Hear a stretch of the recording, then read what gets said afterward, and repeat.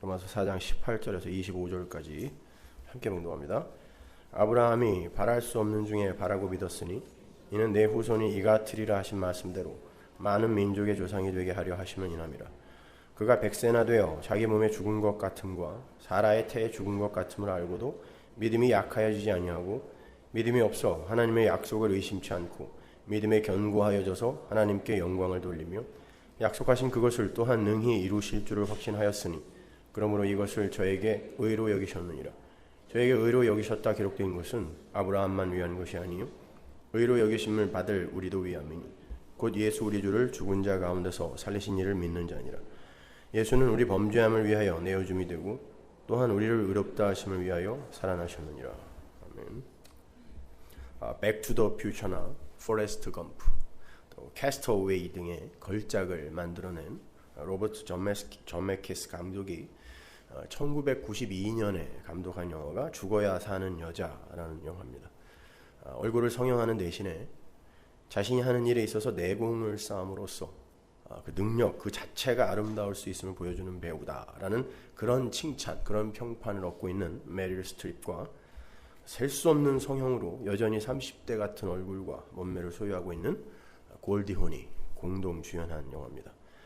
거기에 브루스 윌리스까지 다소 부자연스러운 조합이죠.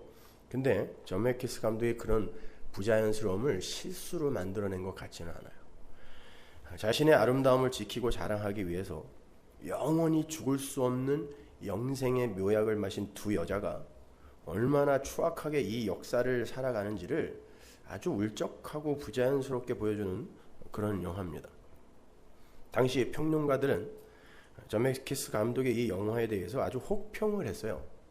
점메키스답지 않다는 것이었습니다. 밑도 끝도 없이 극단적으로 치닫는 사건들, 그리고 다소 비현실적인 의상들, 또 시대에 맞지 않는 건물들과 세트들, 고딕 양식이 막 나오고 그래요.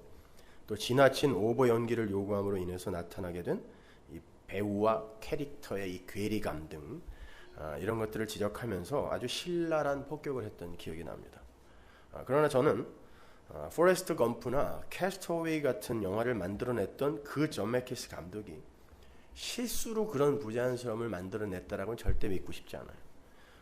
점메키스 감독은 억지스럽게 생명을 연장시킴으로 해서, 즉 죽음을 없앰으로써 삶까지 망쳐버리는 인간의 부자연스러움이라는 그 주제의식을 부자연스러운 구현 방식으로 표현해냈던 거죠. 욕을 먹는 한이 있더라도 알 사람은 알으라는 거예요.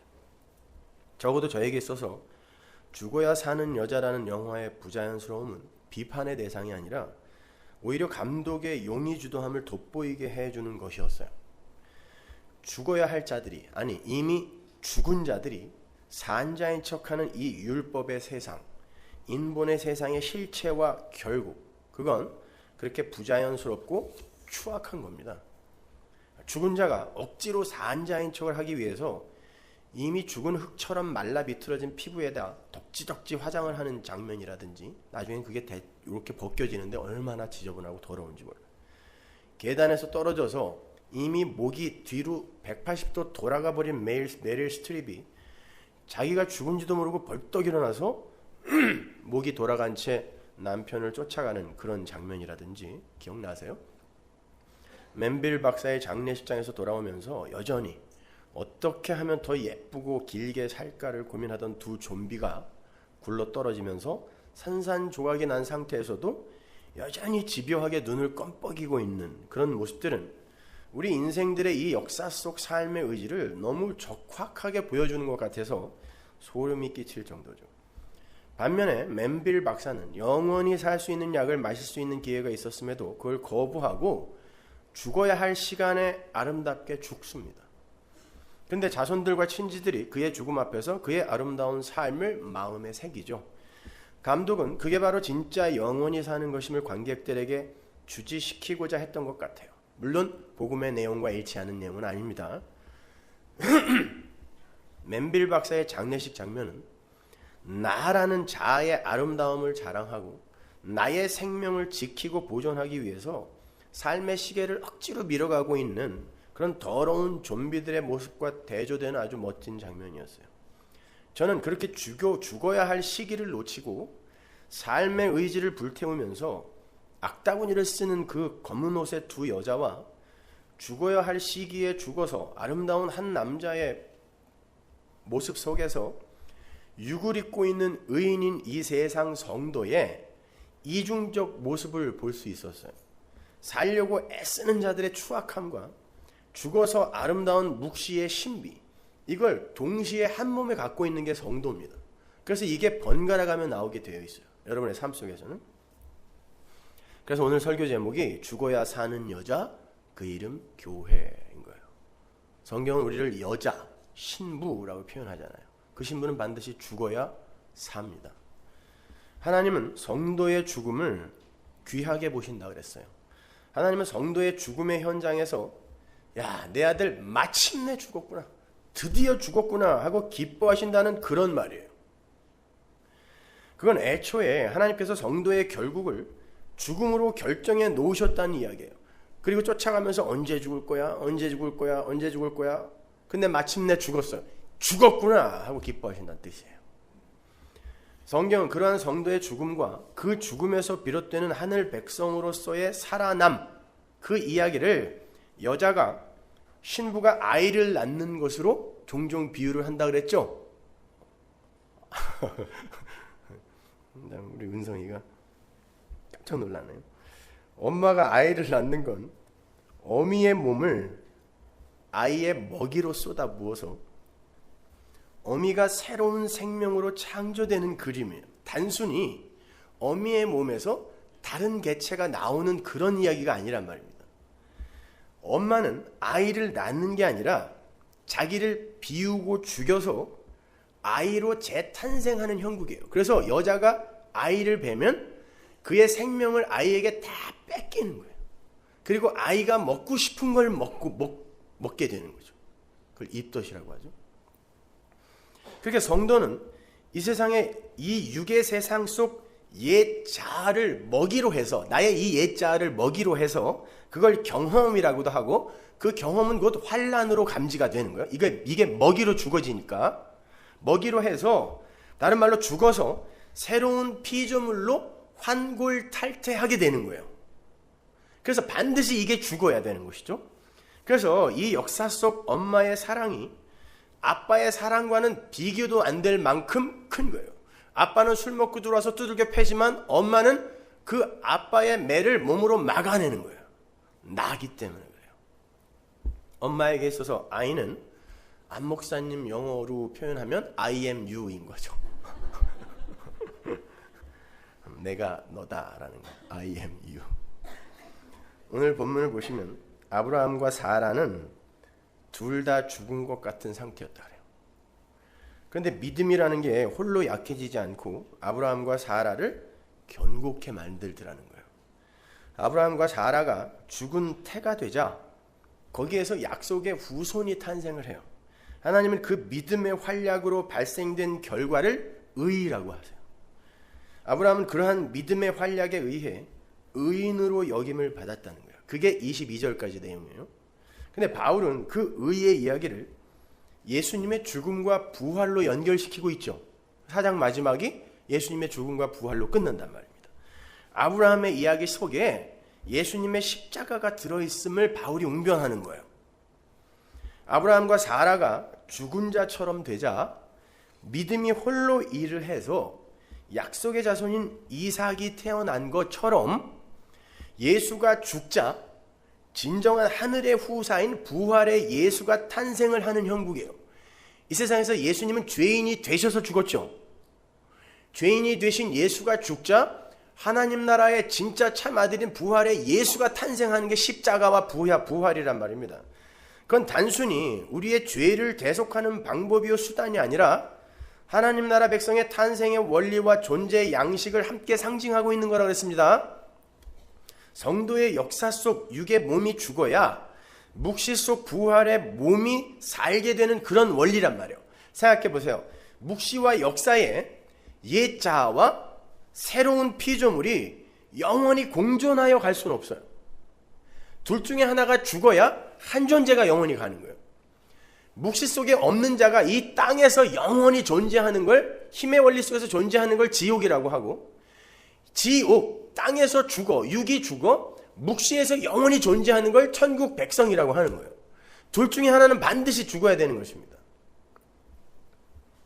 그건 역사라는 과정을 통해서 단계적으로 이루어지는 일이 아니라 이미 창세전에 완료되어 있는 현실인 거예요. 에베소서 1장 4절 보세요. 곧 창세전에 그리스도 안에서 우리를 택하사 우리로 사랑 안에서 그 앞에 거룩하고 흠이 없게 하시려고 그 기쁘신 뜻대로 우리를 예정하사 예수 그리스도로 말미암아 자기의 아들들이 되게 하셨으니 이는 그의 사랑하시는 자 안에서 우리에게 거저 주시는 바 그의 은혜의 영광을 찬미하게 찬송하게 하려는 것이라. 우리가 그리스도 안에서 그의 은혜의 풍성함을 따라 그의 피로 말미암아 구속 곧 죄사함을 받았으니 이미 전부 과거 완료예요. 이건요. 그죠? 4절을 보면 우리 성도는 창세 전에, 세상이 인간이 창조되기도 전에 이미 그리스도 안에서 in Christ, 그리스도 안에서 택함을 입었고 영화롭게 되었다라고 한단 말이에요. 근데 7절을 보면 그리스도 안에서 예수의 피로 죄사함을 받았다 그래요. 그러니까 창세 전에 하나님의 백성이 하나님의 백성으로 묵시 속에서 이렇게 완료가 되어 있는 걸 성경이 죄라는 개념을 도입하여 설명을 하는 거란 말이에요. 그래서 그리스도 안에서 선택받았다, 하나님 우편에 앉아있다라고도 이야기하고 그리스도 안에서 창세전에 죄사함을 받았다라고 이야기한단 말입니다. 창세전이라는 건 아담도 하와도 태어나기 전이에요. 역사가 시작되기 전이란 말이에요. 그런데 그 창세전에 우리의 죄가 예수님의 피로 구속되었다, 용서되었다라는 게 무슨 말이냔 말이에요. 우리가 태어나기도 전에 우리의 죄의 문제가 예수 그리스도의 피에 의해 해결이 되었다고 하는데 창세전에 이미 있었던 그 죄라는 개념이 뭐냔 말이에요. 우리는 죄라는 걸 정의하기를 인간이 이 역사 속에서 인간들이 합의한 도덕과 윤리와 사회법을 어기며 사는 걸 죄라고 하잖아요. 그런데 성경은 이 역사와 인생이 시작되기 전에 죄라는 개념을 이야기하고 있단 말입니다. 이 죄가 뭐겠냐고요. 성경이 말하는 죄는 전부 이 죄란 말이에요. 역사가 인생이 시작되기 전에 논의되었던 그 죄. 죄라는 건 없음이, dust, 없음의 자리를 이탈해서 있음의 흉내를 내는 걸 죄라 그랬어요. 그죠? 하마르티아, 관역을 벗어나서 엉뚱한 곳으로 가는 거죠. 창조주에 의해서 창조된 피조물이 자신의 존재됨에 스스로 기여를 할 수 있다고 생각하고 행동하는 모든 게 다 죄예요. 그것이 예수의 피에 의해 사해졌다라는 건 예수의 피가 그러한 없음들의 있음 흉내를 폭로하고 아예 무력화시켜버리는 그런 거라는 뜻이에요. 예수의 피가. 예수의 피라는 것이 인간들의 있음의 흉내 자체를 원천 봉쇄해버리는 거란 말이에요. 이 피가 아니면 존재할 수 없고 살 수 없다라는 게 예수의 피로 구속되었다라는 말이니까, 쉬운 말로 예수의 피는 그 피가 뿌려지는 대상에 죽었음을 확증해내는 것일 뿐만이 아니라 그 죽었음을 살았음으로 창조해내는 유일한 능력이요 길이라는 거예요. 흙이, 이 없음이 예수의 피에 그 십자가, 긍휼, 은혜에 버무려져야 비로소 존재로 성립이 된다는 이 흙, 더스트, 없음에 하나님의 생기가 들어가서 예수의 피가 버무려져야 비로소 존재가 된다는 이 이야기를 죄의 문제로 설명을 하는 거예요. 마귀라는 개념으로 설명을 하는 거란 말입니다. 그걸 우화나 동화식으로 이해하시면 안 된단 말이에요. 그러한 하나님 나라의 존재 양식 설명, 이게 창세전 언약이라는 거란 말이에요. 여러분이 보시다시피 창세전에 이미 그리스도 안에서 죄의 문제가 해결됐어요. 해결됐단 말이에요. 과거 완료란 말이에요. 그렇다면 이제 이 역사 속 인생들의 행위와 사고는 그 존재됨이나 상벌에 아무런 가치를 발휘할 수 없겠죠. 알미니언주의자들이 이야기하는 것처럼 무슨 하나님이 먼저 알았기 때문에 그때 결정을 하셨다, 선택을 하셨다, 이런 예지 예정 이런 걸로 얼버무리지 말란 말이에요. 추측하지 말라니까요. 정확히 성경에서 찾아내시란 말이에요.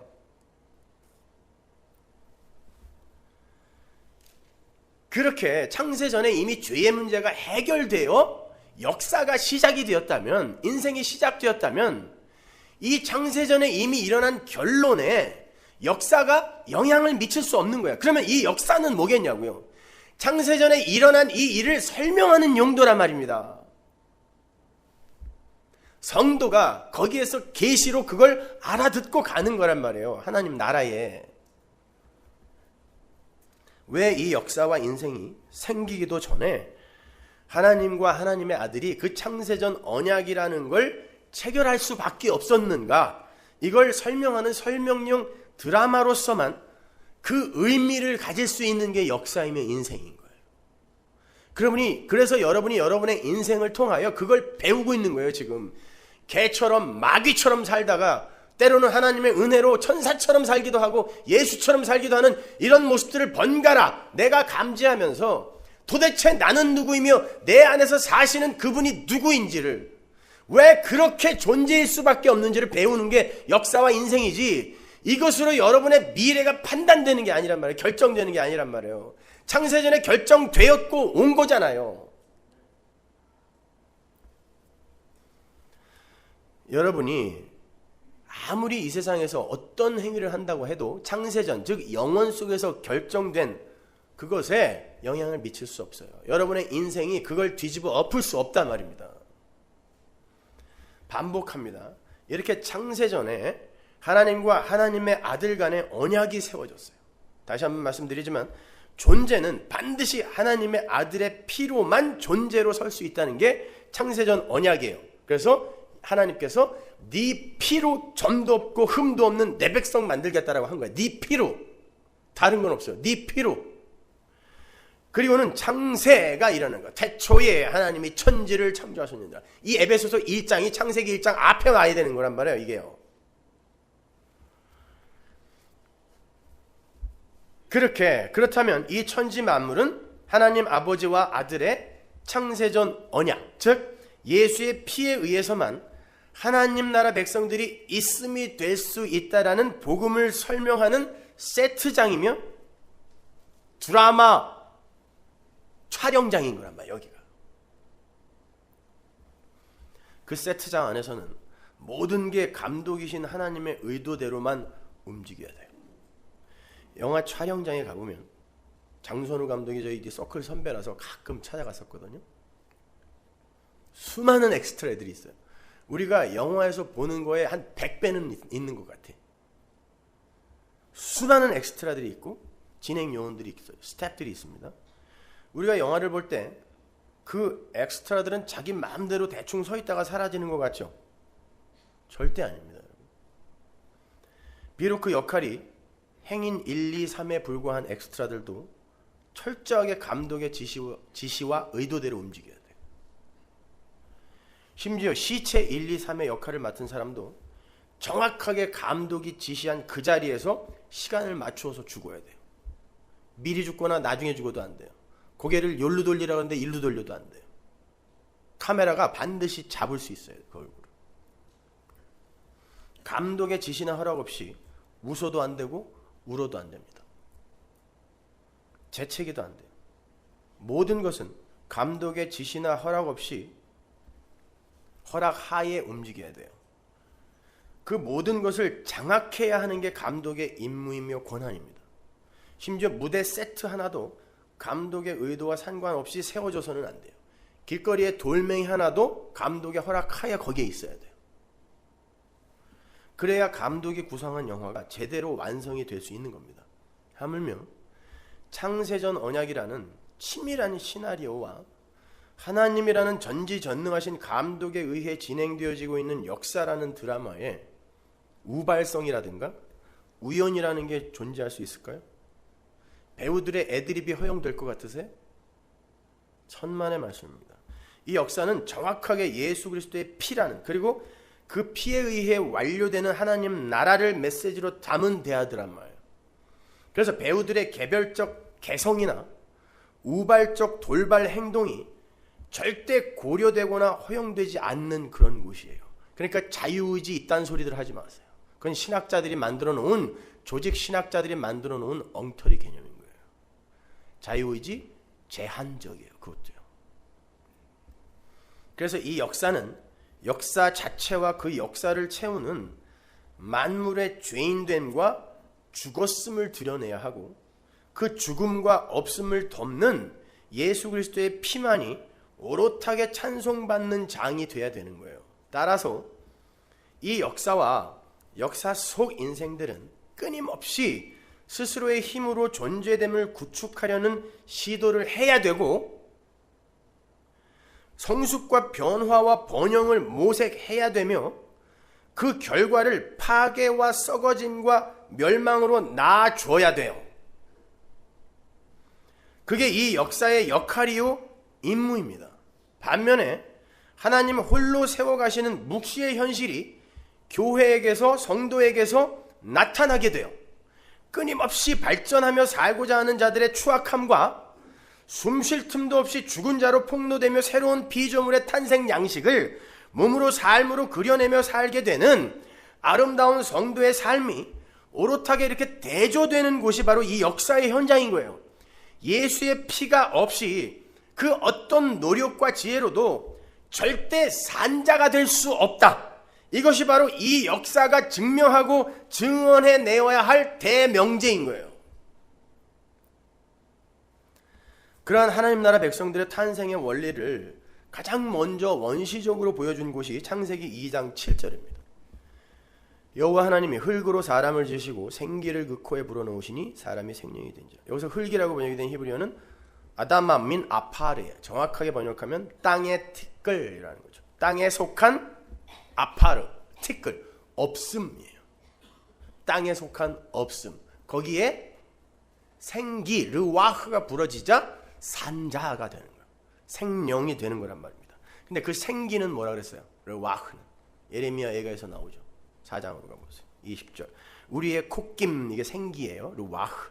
곧 여호와의 기름 부으신 자가 누굽니까? 기름 부음 받은 자.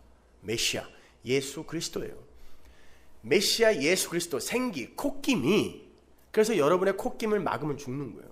콧김이 땅의 티끌, 아파르, 없음에 부어지자 존재가 된다는 거예요. 그럼 콧김이 빠지면 아무리 움직이고 생각하고 착한 일을 해도 이게 죽은 거란 뜻이란 말이에요. 이게 그걸 구체적으로 설명해 주는데 설명용 교보제로 채택이 된 게 선악과예요. 선악과는 선악을 판단하는 힘을 가진 거였어요. 히브리 사람들에게 있어서 선악을 판단한다라는 건 한번 생각해 보세요. 선악을 내가 판단한다라는 건 내가 주권자예요. 그가 통치자고 경영자고 그가 재판관이란 뜻이에요. 선악을 판단한다는 뜻 자체가. 그러니까 인간이 선악과를 따먹었다라는 건 단순히 금지된 어떤 과실을 먹은 것에 그치는 게 아니라 하나님 앞에 없음으로 서야 하는 피조물인 인간이 감히 통치자인 하나님과 동등됨을 취한 거란 말이에요. 통치자가 된 거란 말이에요. 선악을 판단하겠다고 나선 것 자체가 그걸 죄라고 한단 말이에요.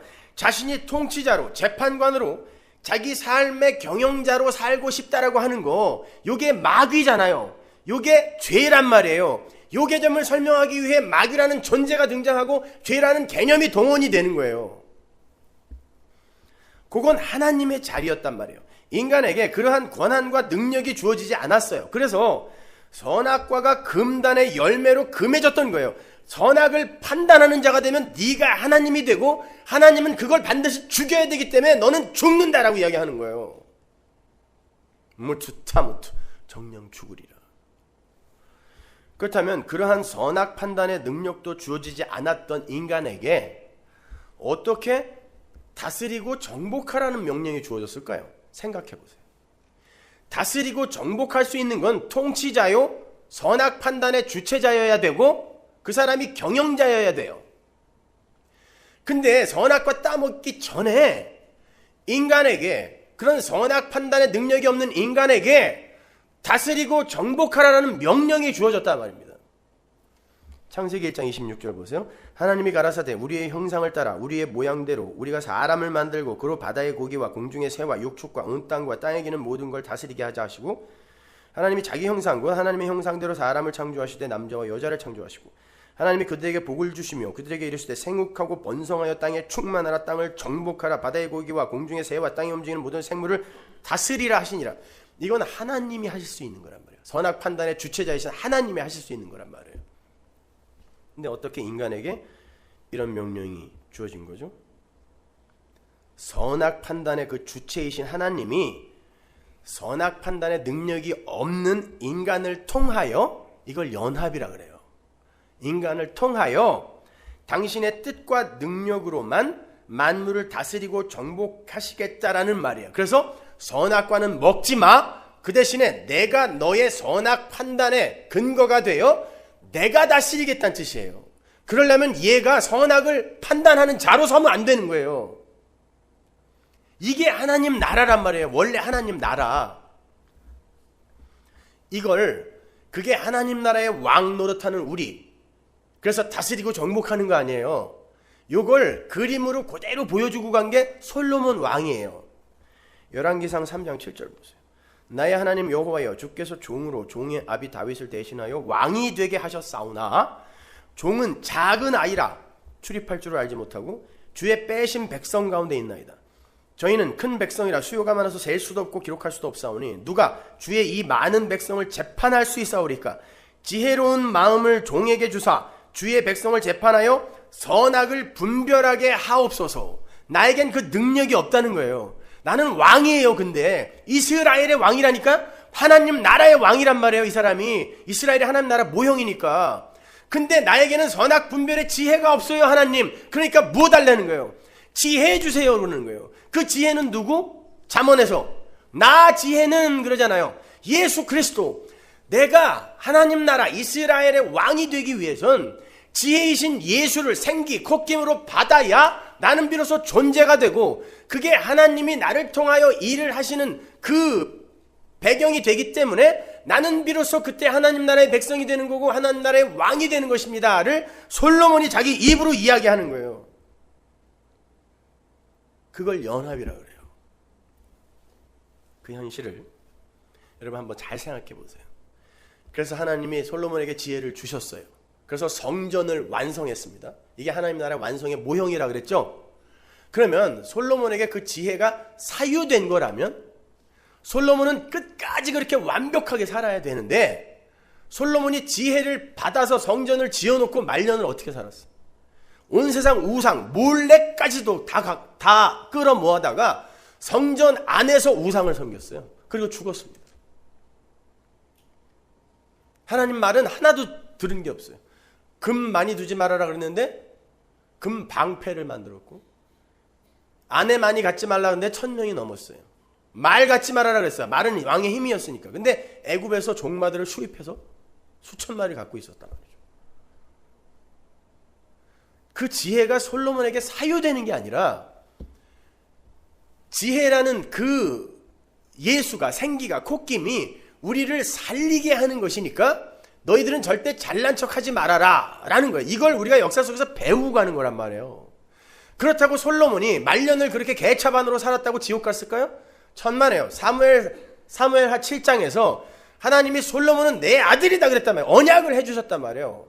그러니까 솔로몬은 너는 내 아들이니까 이 땅에서 내가 마음에 드는 그런 훌륭하고 깨끗하고 도덕적이고 윤리적인 사람으로 살고 와야 돼라는 명령을 받은 게 아니라, 너는 내 아들이니까 왜 내가 내 힘으로만 너를 내 아들 삼을 수 있는가를 네 삶으로 그려내고 와.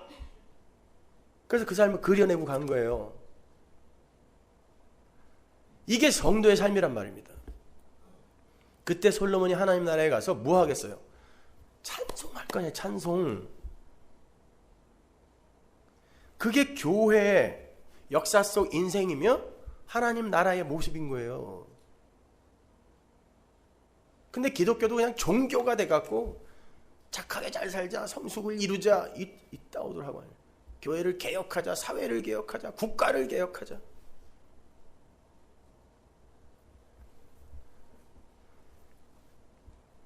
그런데 그렇게 솔로몬이 지혜를 구하고 지혜를 얻어 하늘 왕의 모형으로 서게 된데 바로 그 위에 전제가 하나 있어요. 근거가 있는데 그게 뭐냐면 솔로몬의 일천번제예요. 시중의 교회에서 일천번제를 1000번 새벽기도 나오면 소원이 다 이루어진다 사기쳐가지고 사람들 잠도 못 자게 하고 나올 때마다 또 그냥 나와야 돼요? 헌금 갖고 가야지. 도둑놈의 새끼들 정말. 일천번제라는 건 번제 자체가 예수의 십자가죠. 그게 천이라는 건 완전한 제사를 의미하는 거예요. 예수님의 십자가라는 완전한 제사로 말미암아 솔로몬이라는 죽은 흙이 생기, 지혜를 받아 하늘 왕이 되는 걸 보여주는 거란 말이에요. 예수님이 바로 그 모습을 이 땅에서 그대로 살다 가셨어요. 요한복음 8장 15절 보세요. 너희는 육체를 따라 판단하나, 이게 사람이 정한 기준으로 판단하나, 선악을 판단하나 이런 뜻이에요. 나는 아무도 판단하지 아니하노라. 만일 내가 판단을 한다고 하여도 내 판단은 참되다. 왜? 이는 내가 혼자 있는 게 아니요 나를 보내신 이가 나와 함께 계심이니라. 누가 판단한다는 거예요? 내 안에 있는 하나님이 판단한다라는 거예요. 이게 하나님 나라 왕이란 말이에요. 그러면 여기서 예수님은 뭐예요? 아무것도 아니지 뭐예요? 예수님이, 하나님이신 예수님이 바로 그 자리로 내려오는 거야. 자기를 다 비워서. 나는 아무것도 판단할 능력도 없고 자격도 없어. 근데 판단을 한대요. 누가? 내 안에 있는 하나님이. 그러니까 선악과 먹고 나는 율법을 지켜서 하나님 나라 갈 수 있어, 이게 아니라 나는 절대로 그렇게 살면 안 되는 거구나를 배우기 위해 선악과가 있는 거예요. 율법이 있는 거란 말입니다. 그걸 먹고 율법을 지켜서 하나님 나라 가는 게 아니라, 그렇게 하나님이 선이시고 예수님이 비워진 그릇이 되셔서 하늘 왕의 존재 양태를 그려낸 거예요. 그래서 예수님이, 부자 청년이 와서 선하신 랍비여 그랬더니 누가 선하냐? 하나님만 선하다 그랬죠. 그건 예수님의 그 존재론적 자아 설명이 아니라 하나님 나라의 존재 양식을 설명하기 위해 그에게 그렇게 이야기한 거란 말입니다. 바로 이것이 하나님 나라의 통치 현실인 거예요. 하나님 이외에 그 누구도 선악 판단의 주체로 설 수가 없어요. 그러니까 여러분은 누가 착하다 악하다라고 말할 자격도 없어요. 그게 마귀라니까요.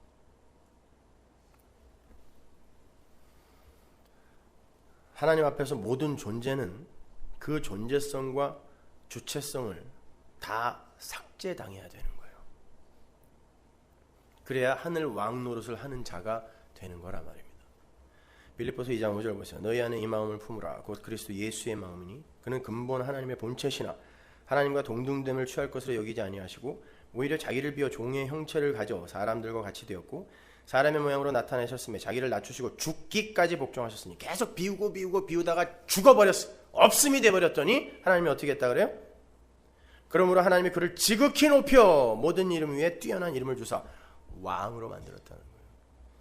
아담은 하나님과 동등됨을 취하기 위해 선악과 따먹었어요. 두 번째 아담이신 예수는 하나님이심에도 불구하고 동등됨을 취하지 않으셨대요. 뭘 설명하는 거냐고요. 근데 이 두 아담이 우리 안에 공존한다니까요. 하나가 없어지는 게 아니라 여러분에게 뭔가를 지금 가르치고 계시는 거란 말입니다. 예수님은 존재성과 주체성을 완전히 차압당한 채 이 땅에 내려오셨어요. 그랬더니 하나님께서 그분을 지극히 높이시고 모든 이름 위에 뛰어난 이름을 주시며 네가 왕이다 라고 선언해버렸단 말입니다. 그래놓고 우리 보고 왕같은 제사장이라고 부르는 거예요. 어떻게 살라는 거예요? 예수처럼 끌고 가겠다는 거예요. 역사 속에서.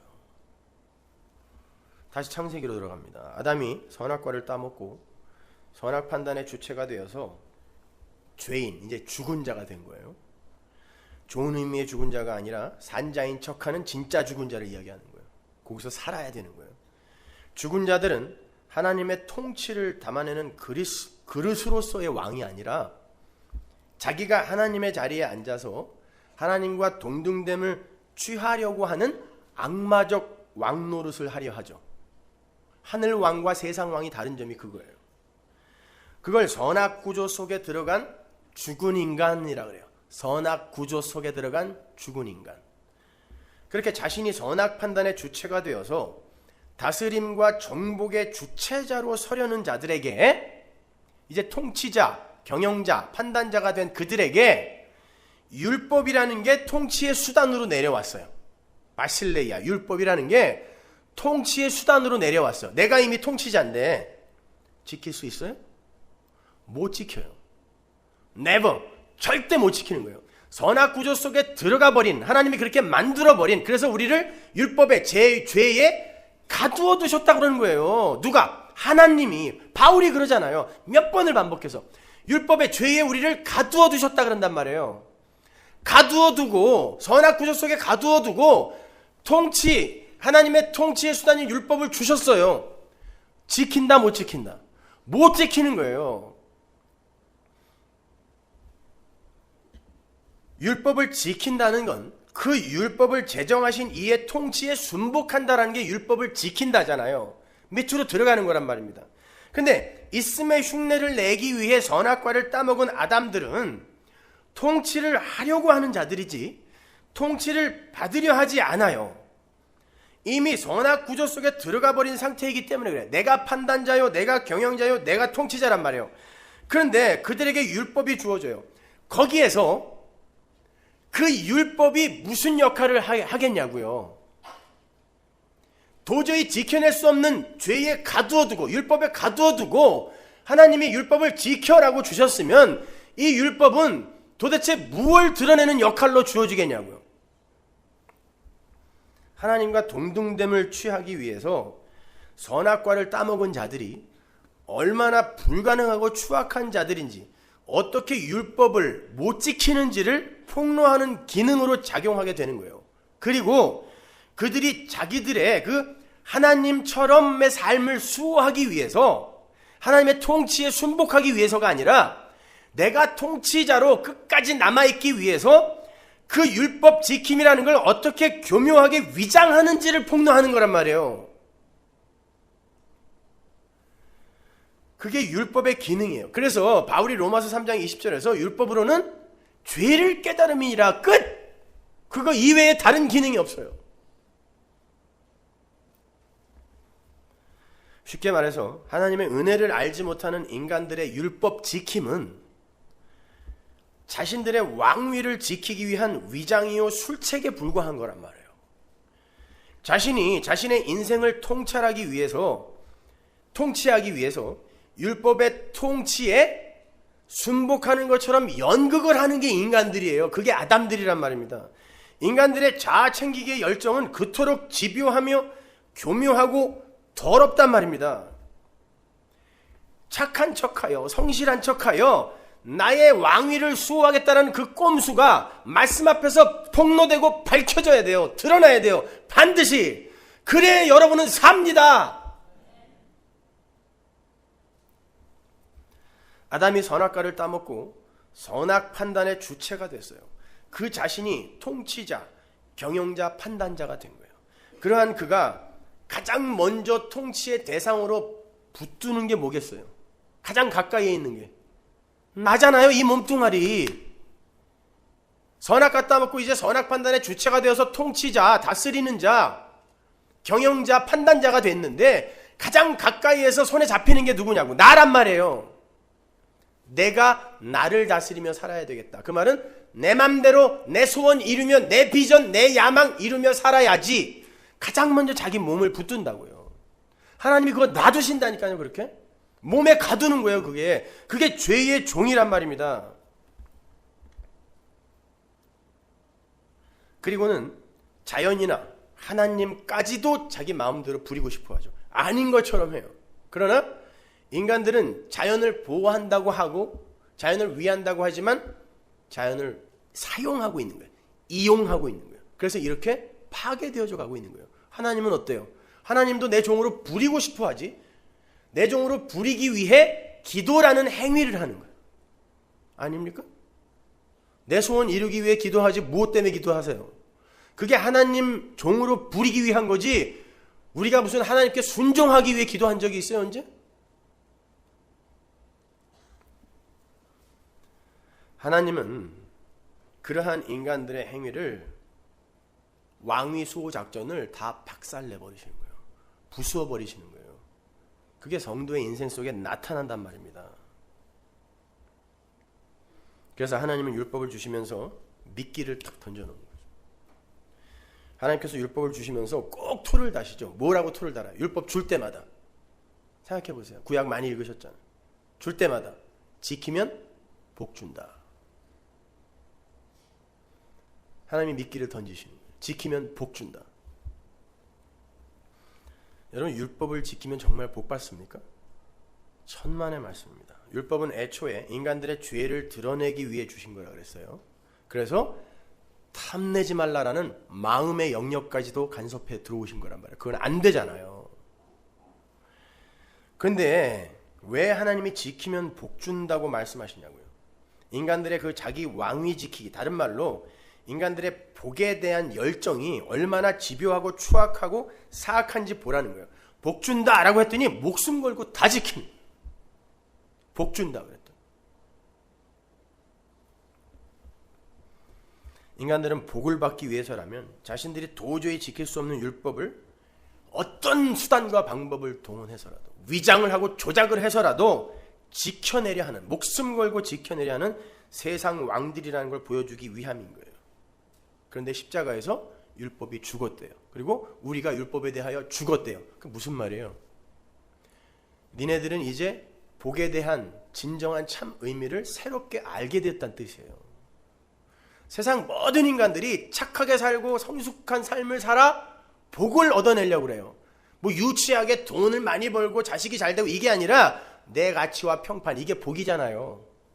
요걸 얻어내려고 한단 말입니다. 그런데 율법에 대하여 죽었다, 율법이 죽었다, 뭐예요? 니들에게 있어서 세상이 추구하는 그 복은 이제 끝이다라는 뜻이에요. 그러니까 복복하지 마세요. 여러분에게는 진짜 복이 주어졌다니까요.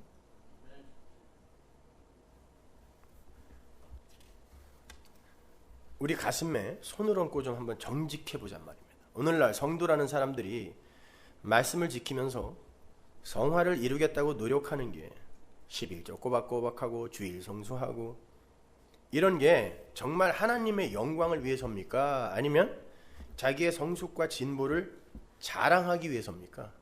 난 이만큼 올라갔다. 이거 자랑하기 위해서입니까? 하나님의 영광을 위해서입니까? 가슴에 손을 얹고 성령을 받고 성령에 의해 이끌림을 받아 변화되는 그런 삶 이야기하는 게 아니라 인간들이 억지로 만들어내고 있는 성화를 이야기하는 거예요. 지금 거의 후자 쪽이 많아요. 하나님은 그걸 저주하셨어요. 바리새인들이 그걸 최고로 잘했던 사람들이거든요. 전 세계에서 가장 착하게 살았던 사람들, 가장 근면하게 검소하게 살았던 사람들, 가장 가난하게 살려고 애썼던 사람들이란 말이에요. 근데 하나님이 독사의 자식이라고 욕을 하셨단 말이에요. 선악 구조 속으로 들어가서 자신이 선악 판단의 주체가 되어서 통치자요 재판관이 되어버린 아담들은 절대로 다른 이의 통치 아래로 들어오지 않는 것이 본질이란 말이에요. 그런데 지킨다고 하는 거예요. 하나님은 선악 구조 속에서 자신의 왕위 수호를 위해 나의 잘남, 나의 자랑, 나의 평판, 우리 인간들의 보편적 자존심 이런 걸 지키기 위해 율법을 지키겠다라고 하는 바로 그 옛 아담들을 역사 속에서 죽여내시는 거란 말입니다. 그게 십자가에서 완료된 하나님 백성 만들기 작업이에요. 예수님께서 난지 8일 만에 할례 받는 걸 시작으로 율법을 충실하게 다 지키시죠. 그래서 아기로 온 거라 그랬잖아요, 제가. 아니면 아담처럼 성인으로 와도 되는데 아기로 와서 난지 8일 만에 할례부터 받아야 돼. 이게 율법의 시작이니까. 그리고는 그 율법을 다 지킨 몸으로 죽어요. 율법을 다 지키면 살아야 되잖아요. 율법을 다 지킨 몸으로 죽는다니까요. 생각을 하세요. 이게 중요한 거예요. 예수님은 우리가 지켜야 할 율법을 문자 그대로 다 지켜서 우리에게 전가시켜 주려고 율법을 다 지킨 게 아니에요. 만약에 그런 거라면 예수님은 단 하나라도 어기면 안 돼요. 왜? 하나님은 하나라도 어기면 다 어긴 거라 그랬으니까. 근데 예수님이 가늠한 여자를 현장에서 살려줬어요. 그 율법 어긴 겁니다. 돌로 쳐서 죽여야 율법 지킨 거라고. 안식일 날 일을 했다고요. 율법 어긴 거라고요. 근데 온전하지도 못한 율법 지킴을 누구에게 전가해 줍니까? 그걸 전가해 주기 위해 완전히 지킨 게 아니라 인간들의 율법 지킴의 이 집요함, 사악함이 뭔지를 드러내고 그걸 예수님이 다 가져가시는 거예요. 선악 구조 속에서 지켜낼 수 없는 자들이 자기들의 왕위를 지키기 위해 나는 지킬 수 있다라고 하는 그 사악함을 예수님이 난지 8일 만에 할례 받는 걸 시작으로 다 지켜내고 예수님보다 율법을 더 완벽하게 지켜낸 사람이 어디 있어요, 이 세상에. 근데 예수님이 다 지켜내고 그들의 모든 그 사악한 마귀성을 다 예수님이 가져가고 죽어버리는 거예요. 그러니까 예수님의 율법 지킴은 우리의 그 마귀성을 전가받는 거였지 우리에게 뭘 전가시켜주기 위해 기특한 일을 한 게 아니란 말입니다. 그러면 우리는 이걸 쫓아가야 되는 거예요. 그게 옳은 일이고 기특한 일이었다면. 그런데 예수님은 우리의 그 마귀성을 다 전가받기 위해 삶을 그렇게 사셨는데 예수를 본받자는 건 뭐냔 말이에요, 도대체가. 무슨 그런 기독교가 있냐고요.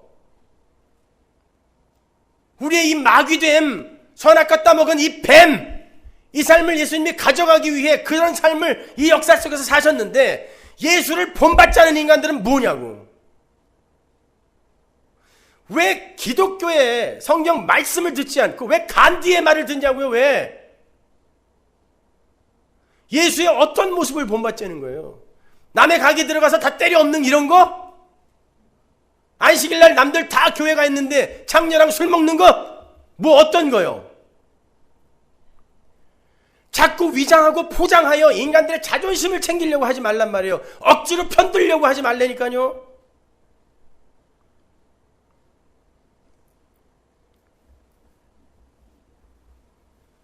여러분 보세요. 그렇게 율법을 잘 지키신 예수님이 십자가 지시기 전날 벌벌벌벌 떨면서 하나님 될 수 있으면 이 죽음의 잔을 내게서 좀 치워달라고 그랬어. 폴리캅, 야 내가 어떻게 80년 동안 나를 한 번도 배반하지 않은 예수님을 배반하겠니? 빨리 불 붙여. 사람도 그랬어요. 야 불 붙여. 화형이 어떤 건데요. 라면 끓여 먹다가 냄비 한 번만 잘못 잡아도 죽잖아요. 근데 불 붙여라, 이게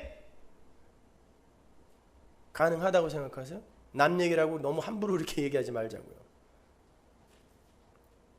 베드로 내일 차 함수가 확정됐는데 전날 천사가 와서 옆구리를 찰 정도로 잠을 잤어요.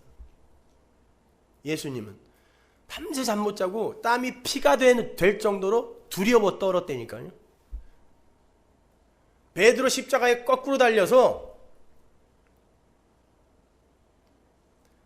내 어찌 우리 예수가 간 그 모습 그대로 죽겠느냐. 이대로 매달아라 그랬다니까요. 예수님은 나의 하나님 어찌하여 나를 버리시나이까. 뭐냔 말이에요 이게요. 그건 저도 저 같은 사람도 그렇게 안 하겠어요. 난 그렇게 두들겨 맞고 고문을 당해도 진짜 악소리 한 번 안 질렀어. 나 쪽팔려서. 심지어 의사가 내 이 뒤통수에다 주사를 놓는데 이런 사람을 난 생전 처음 봤대요. 어떻게 신음소리도 하나 안 나냐는 거예요. 안 아프냐? 왜 안 아파요? 죽지. 근데 이를 악물면 참을 수 있다니까요. 근데 예수님만 나의 하나님 어찌하여 나를 버리냐고. 시대반부에서 돌로 맞아 죽어가면서도 저들을 용서해 주세요 그랬다니까요. 뭐냐고요. 예수님은 율법을 지켜서 인간들의 성숙과 변화와 번영을 추구하는 인간들이 어느 지경까지 가는지를 다 체휼하신 거예요. 인간은 이 세상에 내 존재의 의미를 구축하기 위해 도덕, 윤리, 세상의 힘 막 쌓잖아요. 결국 죽음 앞에서는 이게 내 힘이 안 된다는 걸 알기 때문에 이거 어떻게 해야 되죠? 두려워 벌벌 떠는 거예요. 이 죽음을 어떻게 내가 감당해요? 이렇게 가는 거죠. 그걸 예수님이 다 가져가 버린 거예요. 그리고는 당신의 제자들, 그 말도 안 되는 조변석계 베드로 같은 그런 인간들이 나를 거꾸로 달아라. 스데반 같은 사람이 야 돌로 쳐. 나 이제 천국 가니까 고맙다. 감사하다. 내가 너희들을 하나님께 용서해달라고 기도할게. 이렇게 만들어주는 거예요. 그게 십자가란 말입니다. 그래서 십자가에서 율법이 죽었다 그러는 거예요. 예수님이 평생 인간들이, 이 보편적 아담들이 다 행하는 율법 지킴, 자기 인간들의 자존심 챙기기, 이걸 다 가지고 십자가에서 그것과 함께 죽은 거예요. 그래서 십자가에 율법이 못 박혔다 그러는 거고, 예수가 못 박혔다 그러는 거고, 이 율법 지킴, 인간의 자존심 챙기기로 내 자아를 구축하려고 한 그 자아가 죽었다라고 하는 거예요. 십자가에서. 그러면 그 상황에서 이제 내가 의지하던 모든 게 다 하나님 앞에서 쓰레기로 선고가 돼버렸어. 이제 내가 율법 열심히 지켜서 갔는데 하나님이 버렸어요. 어찌하여 나를 버리시나이까 그러잖아요. 나 이거 다 가지고 지켜서 왔는데 어찌하여 날 버리시나이까. 이게 우리의 고백이어야 되는데 예수님이 십자가에서 해버리신 거라고요. 그러면 나는 뭐를 의지해야 돼? 이제 하나님 나라 갔는데 하나님. 그래서 예수님이 마지막에 그러는 거예요. 아버지, 이제 내 영혼을 아버지에게 부탁합니다. 이게 끝이에요. 이게 예수님 옆에 달린 강도의 고백이지 않습니까? 성도는 그 고백을 하는 거 하고 가는 거라고요. 난 이거 했고요, 저거 했고요, 이렇게 훌륭하게 변했고요, 이렇게 살았습니다. 하나님 어때요? 하나님이 그걸 십자가에서 못 박았다니까요. 그럼 뭘 의지해야 되냐고요. 하나님, 나의 영혼을 하나님께 부탁합니다라는 말을 하고 가야 돼. 마지막으로요. 그 고백을 하자 이 역사가 삭제되는 일이, 육이 삭제되는 일이 일어나는 거예요. 가족 관계가 어그러지는 거죠. 요한아, 네 어머니다 라고 새로운 가족이 탄생됨을 하나님이 선포해버리는 거예요. 역사와 육이 부정되는 거예요. 왜 어머니예요? 새 나라가 왔다는 것입니다. 예수님이 그 모든 걸 다 가져가심으로 말미암아. 그게 십자가란 말이에요. 여러분이 율법이 죽었다라는 걸 어떻게 이해하고 계셨냐고. 그동안에 몰랐잖아요. 그러면서 아는 척하고 있었던 거 아닙니까? 뭐가 율법이 죽은 거고 뭐가 율법에 대하여 죽은 거냐고요. 그렇게 율법도 십자가에 못 박혀 죽어야 되는 거예요. 그래서 히브리서에 보면 이스라엘에게 피가 뿌려질 때, 이게 창세전 언약이잖아요. 피가 뿌려질 때 이 피가 아니면 너희들은 못 산다라는 의미죠. 율법 책에도 피가 뿌려지는 거예요. 히브리서 9장 19절 보세요. 모세가 율법대로 모든 계명을 온 백성에게 말한 후에 송아지와 염소의 피와 및 물과 붉은 양털과 우슬초를 취하여 그 책과 온 백성에게 뿌려. 그러면 율법 책에도 피가 뿌려져야 된다는 건 율법은 산 거다 죽은 거다. 죽은 거다. 이게 바울 서신의 핵심인 거예요. 근데 그걸 지켜서 하나님의 백성 되겠다라는 게 말이 되느냐라고 이야기하는 거란 말입니다.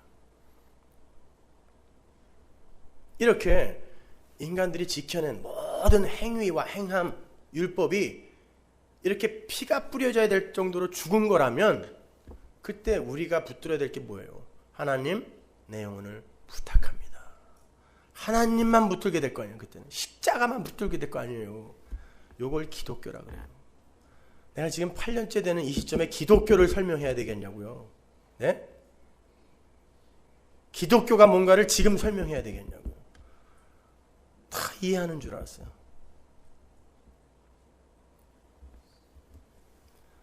성도들도 마찬가지예요. 성도들도 세상과 함께 열심히 자신들의 자존심과 가치를 챙기기 위해서 동분서주 노력합니다. 그런데 유독 성도만 그 가치와 평판을 챙겨갖지 못하게 하세요. 버려짐을 당하게 되는 거예요. 이 정도면 되는 것 같은데, 이 정도면 된 것 같은데, 이 정도면 누구보다 성실하고 착하게 산 것 같은데 자기한테도 흡족하지 못하고 남들에게도 별 칭찬을 못 받아요. 이게 버려짐이에요. 하나님 왜 날 버리십니까? 이 고백이 나와요. 반드시 성도에게서. 왜 나의 열심을 이렇게 홀대하냐고, 왜 나의 열심을 다 이렇게 배설물 취급하냐고. 뭐 이렇게 착하게 사면 칭찬이라도 해주고 보상이라도 좀 해줘야 되는데 그게 없어. 왜 배설물 취급하세요? 그리고는 결국 아버지요, 내게서 나오는 건 그 어떤 것도 하나님 앞에 선이 될 수 없다면 제가 선택할 수 있는 건 하나밖에 없습니다. 아버지, 제 영혼을 아버지께 부탁합니다. 아버지가 도와주지 않으면 난 절대 산자로 살 수 없습니다 라고 고백하는 거예요. 진심 어린 고백. 그래서 그 대표로 예수님이 살다 갔기 때문에 예수님도 하나님이 살려주지 않으면 못 사는 자리까지 내려간 거예요. 자칫 잘못했으면 영원히 무덤 속에 계실 뻔했어요. 예수님도요. 오늘 본문 보세요. 24절. 의로 여기심을 받을 우리도 위함이니 곧 예수 우리 주를 죽은 자 가운데서 살리신 이를 믿는 것이니라. 예수님이 스스로 살아난 거 아니에요. 하나님이 살려야 됐어요. 그분도요. 율법 아래에 오셔서 율법을 다 지키고 우리 아담들의 죽음을 몽땅 짊어지셨기 때문에 그분도 그렇게 죽은 자로 내려가시고 거기에 하나님이 생기를 부어야 살아나는 그 구원의 현실, 하나님 나라 백성의 존재 양식을 삶으로 살아버리신 거예요. 예수님이. 그래서 하나님이 살려내신 거예요. 죽으니까 살더라. 여러분, 이 버려짐이라는 걸 잘 이해하셔야 돼요. 버려짐이라는 것 자체가 일체됨이 전제돼야 돼요. 그래야 버리죠. 내 것도 아니었는데 어떻게 버려요? 근데 예수님이 누구에게 버려졌냐고요? 아버지 하나님. 그러면 예수님은 아버지 하나님과 하나였다는 거죠. 근데 성경이 우리가 예수님과 한 몸이래. 그러면 이 세상에서 유일하게 하나님으로부터 버려질 수 있는 자가 누구예요?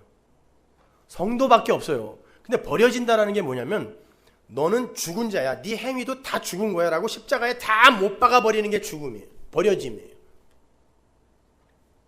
그래서 예수님이 어찌하여 나를 버리시나이까 그러는 거예요.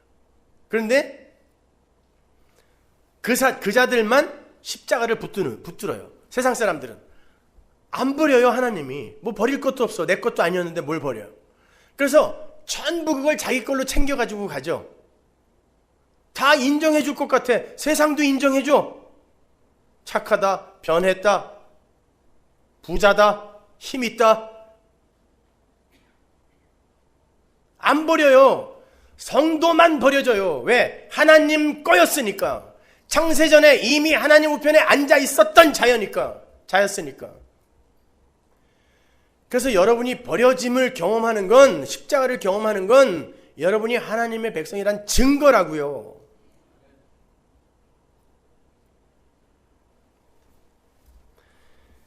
다시 아브라함의 이야기로 돌아가겠습니다. 창세기 15장에서 하나님은 당신 자신의 그 쪼개짐, 즉 십자가로 말미암는 은혜 언약을 그림으로 보여주세요.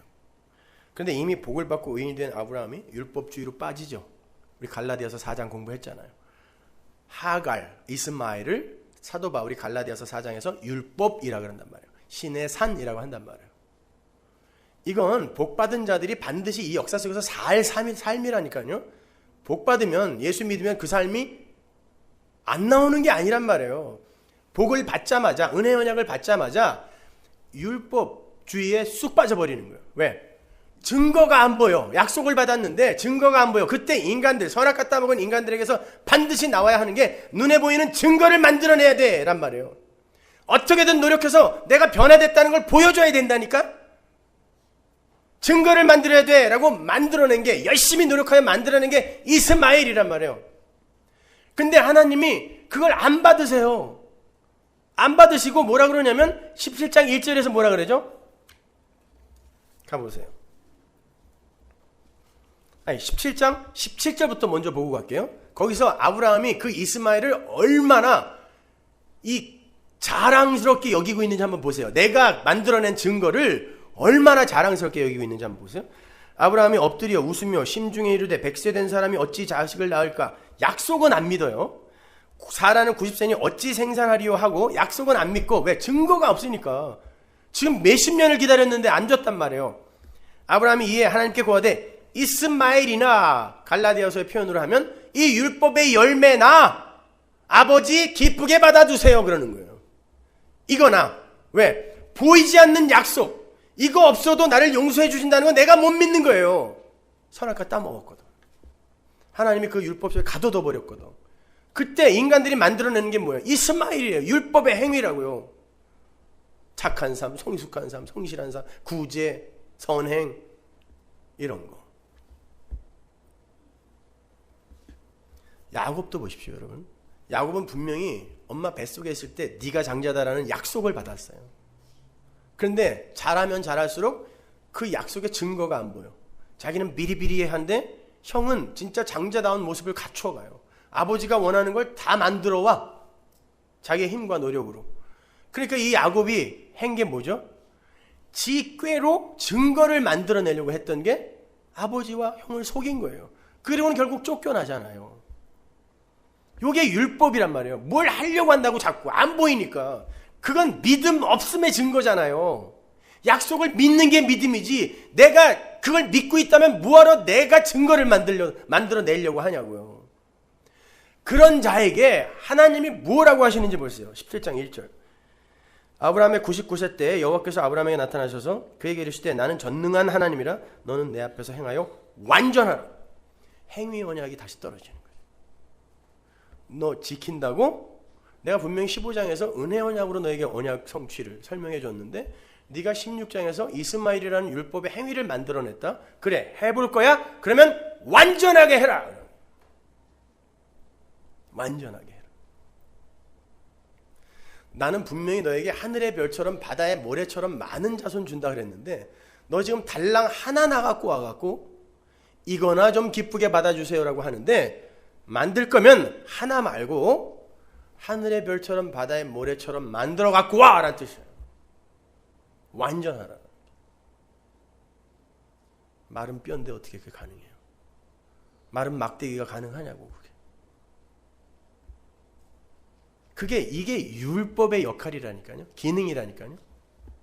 그러면 그 앞에서 하나님 안 되죠. 그건요. 잘못했어요. 내가 잘못 알았어요. 미안해요. 저 좀 불쌍히 여겨주세요. 이렇게 갔어야 되는 거예요. 그게 율법의 기능이란 말입니다. 하나님은 그렇게 행위 언약으로 아브라함을 폭격하시면서 정말 네가 네 힘으로 언약을 성취해낼 수 있을 것 같냐? 라고 물으신 뒤에 할례를 명하세요. 아브라함을 고자로 만들어버리는 거예요. 정확하게 말하면 하나님의 언약 성취의 과정에서 고자일 수밖에 없는 아브라함의 정체를 다시 한번 확인시켜내는 거예요. 네가 뭘 만들어 갖고 온다는 거야? 이렇게. 하나님의 언약은 아브라함 밖에 어떤 존재의 할례 사건, 쪼개짐의 사건을 통하여 성취되는 것임을 아브라함의 몸에 새겨버리는 거예요. 이게 에스겔서 36장, 예레미야 31장의 새 언약이란 말이에요. 아브라함이 율법으로 맺은 열매인 이스마엘이 하나님 앞에서 배설물 되는 순간이에요. 이게 십자가라니까요. 답답해. 성경은 이 땅에 오고 오는 아브라함의 후손 모두가 다 그러한 아브라함의 궤적을 답습할 거라고 말하고 있어요. 보면 23절과 24절을 보시면 아브라함이 자신의 행위가 아닌 자신을 위해 죽으시고 다시 사신 예수, 할례 받으신 예수를 믿음으로 의롭다 하심을 받은 것처럼 아브라함의 후손인 교회가 바로 그렇게 의롭다 하심을 받을 것이라고 분명히 말해주고 있잖아요. 23절 보세요. 저에게 의로 여기셨다 기록된 건 아브라함만 위한 것이 아니요 의로 여기심을 받을 우리도 위함이니 곧 예수 우리 주를 죽은 자 가운데서 살리신 이를 믿는 자들, 자기들이 내놓은 각자의 이스마엘들을 다 부정당하고 하나님으로부터 버려짐을 경험한 이들이 하나님 나의 영혼을 하나님께 부탁합니다 라는 고백을 하면서 하나님께 돌아와 의인의 대열에 합류하는 이 역사 속 구원의 과정의 정석, 그것이 여기에 기록이 되어 있는 거예요. 그건 요한계시록에도 명확하게 기록이 되어 있어요. 계시록 3장 1절. 사대 교회의 사자에게 편지하기를 하나님의 7 영과 7 뼈를 가진 이가 가라사대 내가 네 행위를 아노니 네가 살았다 하는 이름을 가졌으나 죽은 자라다. 너는 일깨워 그 남은 바 죽게 된 걸 굳게 하라. 내 하나님 앞에 내 행위에 온전한 것을 찾지 못하였으니. 똑같은 말이 나오죠. 사대 교회 사람들이 행위를 내놓으면서 야 우리는 살았다 라고 자기들도 자랑을 했고 다른 이들도 야 저거 봐 저렇게 건강하고 저렇게 말씀 잘 배우고 사는 교회가 어딨어, 저 교회보다 더 산 교회가 어딨어 라고 칭찬했다는 거예요. 그래서 살았다 하는 이름을 가졌다라고 이야기하는 거예요. 내가 네 행위를 안 되는 거예요. 근데 내가 네 행위를 진짜 아는데 그게 진짜 산자의 행위일까? 그러면 너는 온전해야 되는데 나는 너에게서 온전함을 발견하지 못했다라고 하는 거예요. 똑같은 이야기인 거예요 이게요. 그러므로 네가 어떻게 받았으며 어떻게 들었는지 생각하고 지키어 회개하라. 니들이 구원을 어떻게 받았는데 또다시 행위를 내놓고 나는 살았어요를 증거하려고 하니? 라는 말이에요. 일깨지 않으면 내가 도적같이 이르리니 어느 시에 내게 임할는지 내가 알지 못하리라. 그러나 4대에 그 옷을 더럽히지 아니한 자 몇 명이 내게 있어 흰옷을 입고 나와 함께 다니리니 그들은 합당한 자인 연고라. 이기는 자는 이와 같이 흰옷을 입을 것이요 내가 그 이름을 생명책에서 반드시 이르지 아니하고 그 이름을 내 아버지 앞과 그 천사들 앞에서 시인하리라. 예수님이 온 교회를 살았다고 하는 온 교회를 다 죽었다 그래요. 그죠? 다 죽었다 그래요. 그래놓고 그 안에 몇 명이 산 자가 있다 그래요. 근데 그들이 뭘 입었냐면 흰옷을 입었대요. 네, 계시록 7장에서 그 흰옷은 어떤 옷? 예수의 피에 빤 옷이라 그러죠. 그러니까 행위를 온통 내어놓는 죽은 자들 가운데 예수의 피만 이야기하고 예수의 피만 의지하는 산자가 몇 명 있다는 거예요.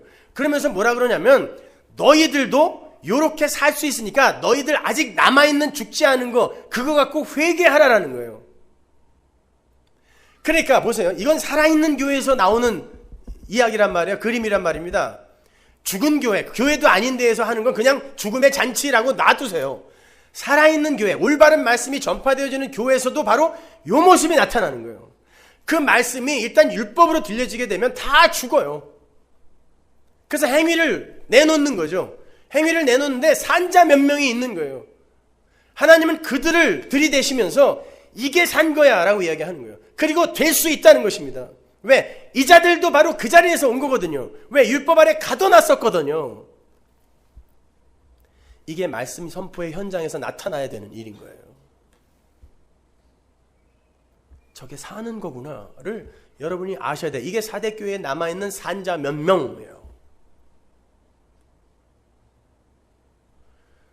그러니까 올바른 교회도 분명히 죽은 자들의 행사가 나타나게 돼 있어요.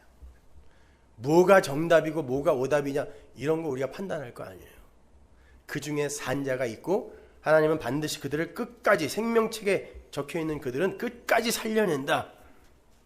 이게 하나님의 말씀이란 말입니다. 분명히 있어요. 알아듣는 사람이 있어요. 그리고 그 이야기가 통할 때 어디에 떨어져 있어도 당장 달려가서 만나고 싶은 이런 열정이 생겨요. 그걸 사랑이라 그래요. 근데 같은 길도 가지 않는 사람인데 뭘 어떤 사랑을 보여달라는 거예요? 무슨 얘기를 하라고? 사랑 너무 그렇게 말로만 그렇게 하지 마시란 말이에요. 성도는 뭘 해서 구원받는 거 아니에요. 예수의 피로 구원받는 거예요. 근데 우리 교회에 다니다가 이제 교회를 나가는 분들이 항상 저에게 하는 말씀이 우리 교회는 적용, 어플리케이션을 이야기해 주지 않아서 사람들이 막 산대. 여러분은 막 사는 사람들이 된 거예요 지금 다. 적용을 이야기해 주지 않으니까, 목사가 설교 시간에 적용을 얘기해 주지 않으니까 멍하니 있다가 지들 맘대로 산대 나가서. 속으로 너는 그렇게 잘 사냐라고 물어보고 싶었는데 감히 누굴 보고 막 산다 그러냐고. 뭘 이야기해야 되냐? 신자답게 사는 법, 사람들에게 칭찬받고 사는 법, 성숙한 성도의 삶. 여러분 이게 다 뭐예요? 이 법. 이걸 율법이라 그러는 거예요. 은혜를, 성령을 이야기하면 사람들은 이걸 법으로 좀 번역해서 이야기해 달라 그래요. 왜? 선악구조 속에 갇혀 있으니까 못 알아들어. 그러니까 이걸 법으로 바꿔달라 그래요. 사도 바울이 이 질문을 그대로 받았어요. 갈라디아서 3장으로 가보세요. 1절 어리석도다 갈라디아 사람들아 예수 그리스도께서 십자가에 못 박히신 것이 너희 눈앞에 밝히 보이거늘 누가 너희를 꾀더냐 내가 너희에게 다만 이것을 알려 하노니 너희가 성령을 받은 것은 율법의 행위로냐 듣고 믿음으로냐 너희가 이같이 어리석으냐 성령으로 시작하였다가 이제는 육체로 마치겠느냐 이게 성령 은혜의 설교를 듣고 법 적용을 말해달라냐 이 말이에요. 너희가 이같이 많은 괴로움을 헛되이 받았느냐 과연 헛되냐 너희에게 성령을 주시고 너희 가운데서 능력을 행하시는 이의 일이 율법의 행위에서냐 듣고 믿음에서냐 아브라함이 하나님을 믿음에 이것을 그에게 의로 정하셨다 함과 같으니라. 또 아브라함 이야기가 나옵니다. 그런즉 믿음으로 말미암은 자들은 아브라함의 아들인 줄 알지어다. 바울이 이야기하면 아멘 그러면서 왜 나한테는 지랄들이냐고. 적용 얘기 안 한다고.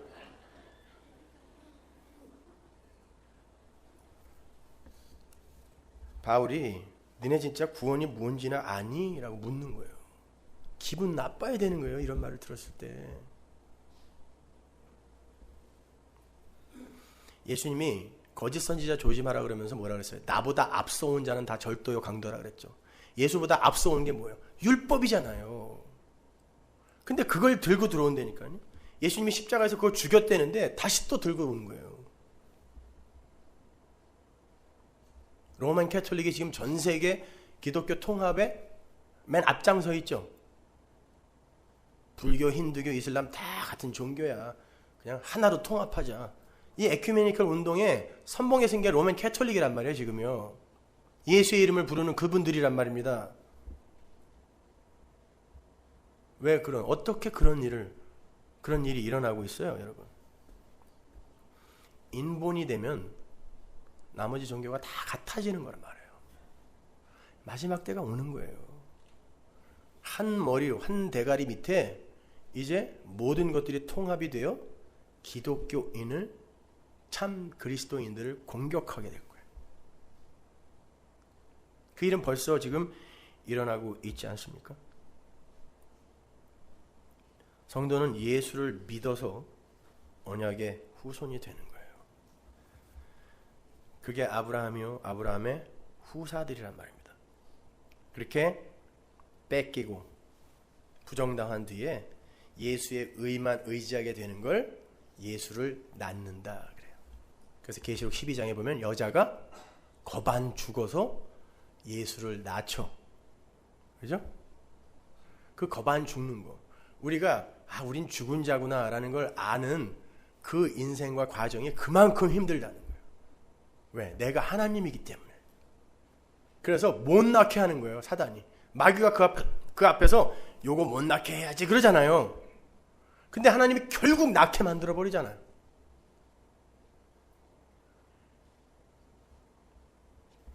야 우리도 뭘 좀 해야지. 이거 못 낳게 만드는 거예요. 근데 주님 나의 영혼을 주님께만 맡깁니다. 요게 예수를 낳은 거잖아요. 성도는 반드시 요 자리로 데려간다는 거예요.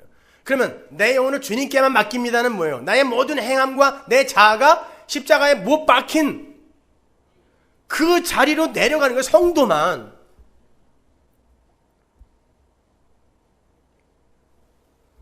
근데 뭔 그 말도 안 되는 성화 있다는 얘기를 하냐고요.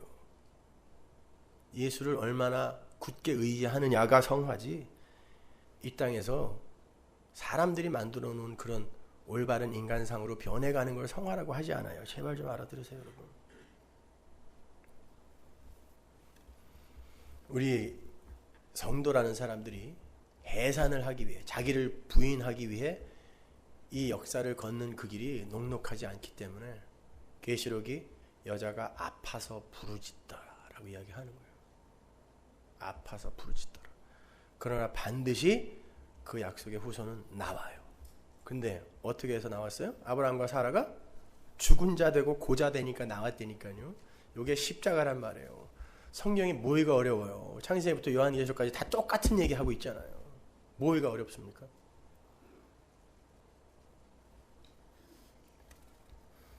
우리 인간은 자기의 행위를 지키기 위해 예수를 죽이는 자들이에요.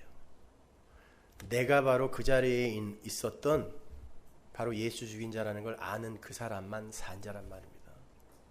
여러분, 예수 죽인 자 맞죠? 내 행위 지키기 위해 하나님인 그분마저도 죽일 수 있는 게 나라니까요. 그게 인간들의 율법 지킴, 자기의 왕위 후호 작전의 실체인 거예요. 그런 놀라운 은혜를 받은 우리가 앞으로 어떻게 막 살아요? 하나님이 이끄시는 대로 사는 거예요. 인생은 그렇게 그냥 블루마블 게임 같은 거야. 모노폴리 게임 아시죠? 보드에다가 전 세계를 올려놓고 게임을 해서 빌딩도 사고 도시도 사고 나라도 사고 돈도 바꿔서 그냥 주머니에다가 가짜 돈이지만 다. 제가 보육원 아이들하고 가장 많이 한 게임이 그거였어요. 애들은 부모가 없습니다. 그러니까 무엇을 하든 어떤 것을 하든 거기에 몰두하게 돼 있어요. 재미있는 일이 없으니까. 그러니까 목숨 걸고 해요, 그 아이들은 진짜. 근데 저는 뭘 해도 안 돼. 나는 복권, 그 흔한 복권 500원짜리도 한번 맞아본 적이 없어. 난 가위바위보에서 이겨본 적이 없어. 무슨 게임을 해도 다 져요. 흥미가 없기 때문에 그래요. 그러니 저는 아이들하고 게임을 할 때마다 맨날 져. 제일 먼저 털리는 게 저예요. 근데 게임이 되게 재밌어요. 주사위 던져서 그거 하나하나 따먹는 게 얼마나 재밌는지 몰라요. 물론 가짜인데도 나중에는 막 싸워 진짜. 그거 내 땅인데 왜 네가 들어와서 이러냐고 그러고. 근데 다 털리고 나면요, 이제 그 게임에 못 들어가요 더 이상. 그때 집에 가야지. 내가 몇 시간 동안 여기서 지금 뭐 한 거야? 우리 집에 우리 아버지가 계시지. 진짜가 있는데 나는 이 게임장에서 지금 이게 재미있다고 몇 시간을 지금 뭐 한 건가? 그런데 그걸 땅 상상할 수도 없이 많이 갖고 도시를 막 2개씩 사고 빌딩을 막 8채씩 산 그 아이들은 양손에 그걸 다 들고 우리 선생님 집에 갈 때 갈 데가 없어. 멍하니 쳐다보는 거야. 나는 어디로 가야 돼? 내 행위, 내 됨됨이, 내가 착하게 산 거, 내가 이 세상에서 끌어모은 거, 인간의 자존심을 세우기 위해 힘으로 축적한 거 다 갖고는 있는데 나중에 선생님이 와서, 다른 선생님이 와서 이 모노폴리 게임을 확 뒤집어 엎은 다음에 야 이제 치우자 라고 했을 때 이걸 들고 갈 데가 없어. 여러분은 그 집과 아버지에 집중해야 되는 거예요. 그 아버지가 내 영혼을 맡아줄 분이라는 그 확신을 이 세상에서 여러분이 갖고 가야 되는 거지. 그 아버지와 관계를 맺어야 되는 거지. 여러분이 뭘 쌓아서 가는 게 아니란 말이에요. 그래서 그 아브라함의 이야기가 이렇게 창세기에서부터 쭉 나오는 거고, 그걸 일목요연하게 사도 바울이 정리를 해서 이렇게 우리에게 자세하게 설명해주고, 그걸 또 풀어서 이렇게 자세하게 또 설명해주는 목사가 있는데 왜 이렇게 못 알아듣냐고요. 무슨 어플리케이션을 그렇게 원해요? 제가 하라 그러면 진짜 할 거예요? 다음 주에 다 집 팔아갖고 헌금하라 그러면 할 거냐고. 왜 제 입에서 무슨 이야기가 나올지를 기다리시냐고. 하나님이 이끌어가는 삶을 사시라니까. 그게 아브라함의 후손입니다.